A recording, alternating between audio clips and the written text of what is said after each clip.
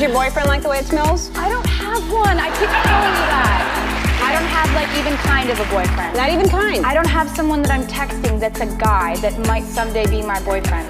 There's like nothing going on right now. That's pathetic. Yeah. Just like... You're busy. Yeah, well, You're very, very busy. What is the craziest thing that a boy has ever done to get your attention? Nobody does anything crazy to get my attention. I don't know. As far as guys, They don't work hard enough, do they?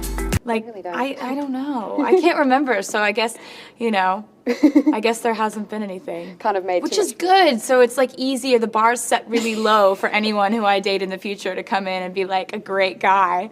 I'll be like, how, you exist? This is crazy. I've been thinking about addiction, and I've been thinking about people who, if they're either suffering through mental illness or they're suffering through addiction, or they have an everyday struggle.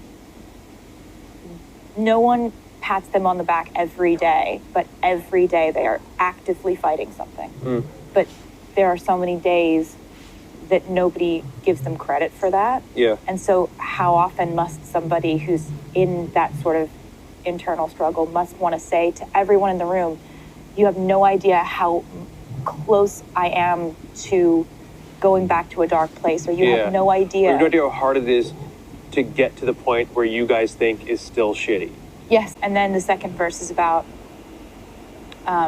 you know, someone who felt like they had a lot of potential in their life. I think there are a lot of mechanisms for us in our school days, in high school or college, to excel and to be patted on the back for something. And then I think a lot of people get out of school, and there are less abilities for them to get gold stars. Yeah. And then you have to make all these decisions, and you have to pave your own way, and there's no set class course you can take, and and I think a lot of people feel really swept up in that. And so I was thinking about this person who is really lost in life and then starts drinking, and every second is trying not to. Yeah. One song on the album called Soon You'll Get Better that I can't even really hear, I can't even listen to. She won't talk specifically about her inspiration, but it comes at a time when her mother, Andrea, who was battling cancer, suffered a relapse.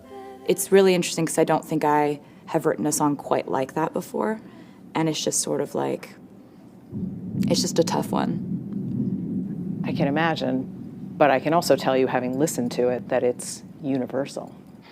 It's just not something that we deal with until we have to, until we see it, until we experience it, until someone close to us is going through something like that. And so writing about it was really emotional, and I'm just gonna stop talking about it now. Understandable.